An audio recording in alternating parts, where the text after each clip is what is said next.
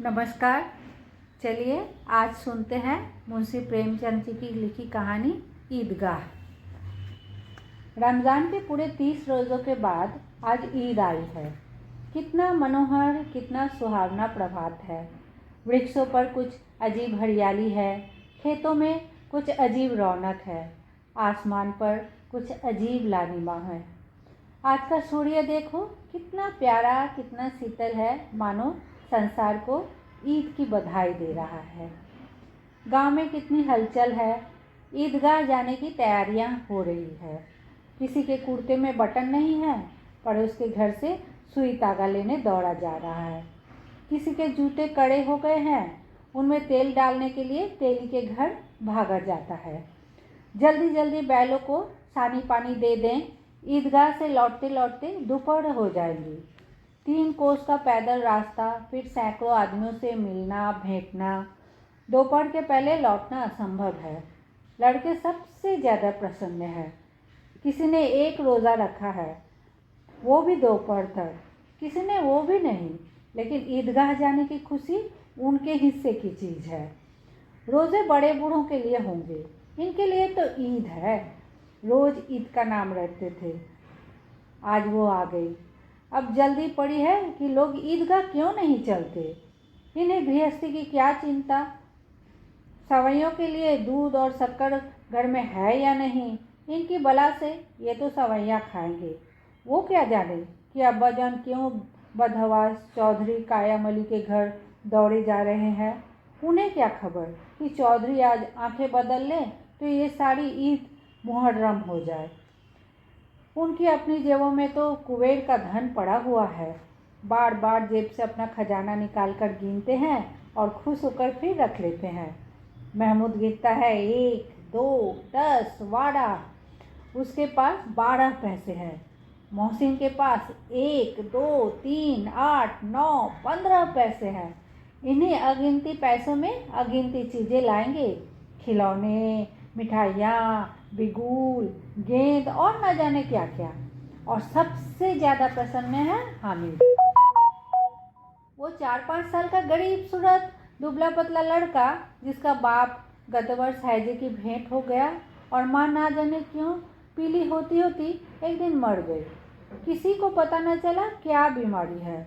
कहती भी तो कौन सुनने वाला था। दिल पर जो कुछ बीतती थी वो दिल में ही सहती थी, और जब न सहा गया तो संसार से विदा हो गई। अब हामिद अपनी बूढ़ी दादी अमीना की गोद में सोता है और उतना ही प्रसन्न है। उसके अब्बाजान रुपए कमाने गए हैं, बहुत सी थैलियाँ लेकर आएंगे। अम्मी जान अल्लाह मियाँ के घर से उसके लिए बड़ी बड़ी अच्छी अच्छी चीज़ें लाने गई है, इसलिए हामिद प्रसन्न है। आशा तो बड़ी चीज़ है, और फिर बच्चों की आशा, उनकी कल्पना तो राय का पर्वत बना लेती है। हामिद के पाँव में जूते नहीं हैं, सिर पर एक पुरानी धुरानी टोपी है जिसका गोटा काला पड़ गया है, फिर भी वह प्रसन्न है। जब उसके अब्बाजान थैलियाँ और अम्मीजान नियामतें लेकर आएंगी तो वो दिल के अरमान निकाल लेगा। तब देखेगा महमूद, मोहसिन, नूरे और सम्मी कहाँ से उतने पैसे निकालेंगे। अभागिन अमीना अपनी कोठरी में बैठी रो रही है।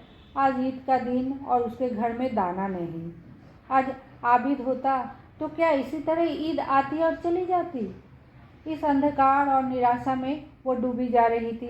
किसने बुलाया था इस निगोड़ी ईद को। इस घर में उसका काम नहीं है, लेकिन हामिद, उसे किसके जीने मरने से क्या मतलब। उसके अंदर प्रकाश है, बाहर आशा। विपत्ति अपना सारा दल बल लेकर आए, हामिद की आनंद भरी चितवन उसका विध्वंस कर देगी। हामिद भीतर जाकर दादी से कहता है, तुम डरना नहीं अम्मा, मैं सबसे पहला आऊँगा, बिल्कुल न डरना। अमीना का दिल कचोट रहा है। गांव के बच्चे अपने अपने बाप के साथ जा रहे हैं। हामिद के बाप अमीना के सिवा और कौन है। उसे कैसे अकेले मेले में जाने दे। उस भीड़ भाड़ में बच्चा कहीं खो जाए तो क्या हो। नहीं, अमीना उसे यूँ न जाने देगी। नन्ही सी जान, 3 कोस चलेगा कैसे। पैर में छाले पड़ जाएंगे, जूते भी तो नहीं हैं। वो थोड़ी थोड़ी दूर पर उसे गोद ले लेगी, लेकिन यहाँ सवैयाँ कौन पकाएगा। पैसे होते तो लौटते लौटते सब सामग्री जमा करके चटपट बना लेती। यहाँ तो घंटों चीज़ों जमा करते लगेंगे। मांगे ही क्या तो भरोसा ठहरा। उस दिन फहमीन के कपड़े सिए थे, 8 आने पैसे मिले थे। उस अठन्नी को ईमान की तरह बचाती चली आती थी इस ईद के लिए। लेकिन कल ग्वालन सिर पर सवार हो गए तो क्या करती। हामिद के लिए कुछ नहीं है तो 2 पैसे का दूध तो चाहिए ही। अब तो कुल 2 आने पैसे बचे हैं, 3 पैसे हामिद की जेब में, 5 अमीना के बटुए में। यही तो बिसात है और ईद का त्यौहार। अल्लाह ही बेड़ा पार लगावे। धोबन और नाइन और मेहतरानी और चूड़ी हाड़िन सभी तो आएंगी। सभी को सवैयाँ चाहिए और थोड़ा किसी की आंखों नहीं लगता। किस किस से मुंह चुराएगी, और मुंह क्यों चुराए। साल भर का त्यौहार है। जिंदगी खैरियत से रहे, उनकी तकदीर भी तो उसी के साथ है। बच्चे को खुदा सलामत रखे, ये दिन भी कट जाएंगे।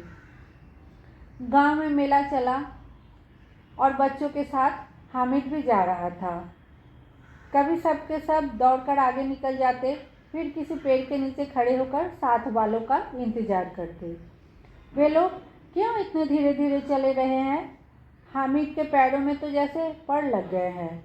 वो कभी थक सकता है। शहर का दामन आ गया। सड़क के दोनों ओर अमीरों के बगीचे हैं। पक्की चारदीवारी बनी हुई है।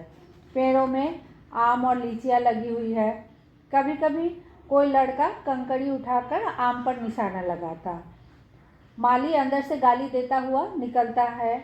लड़के वहाँ से एक फर्लांग पर है, खूब हंस रहे हैं। माली को कैसे उल्लू बनाया। बड़ी बड़ी इमारतें आने लगी। ये अदालत है, ये कॉलेज, ये क्लब घर है। इतने बड़े कॉलेज में कितने लड़के पढ़ते होंगे।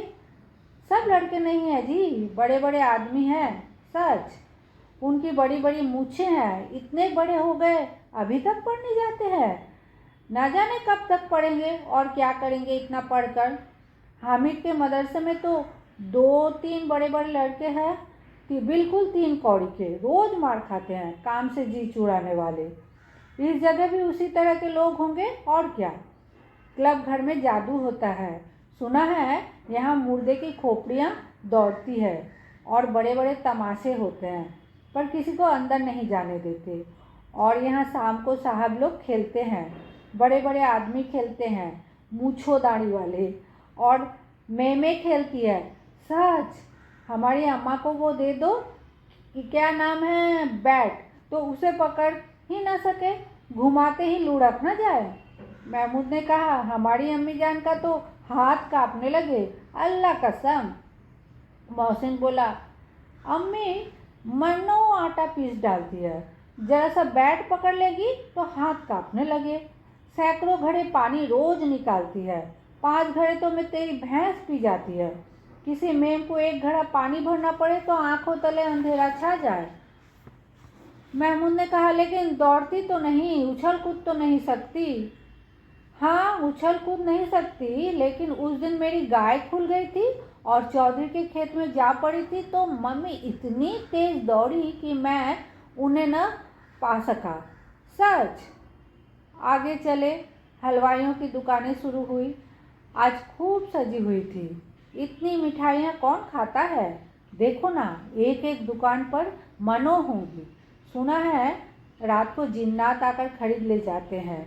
अब्बा कहते थे कि आधी रात को एक आदमी हर दुकान पर जाता है और जितना माल बचा हुआ होता है वो तुलवा लेता है और सचमुच के रुपए देते हैं, बिल्कुल ऐसे ही रुपए।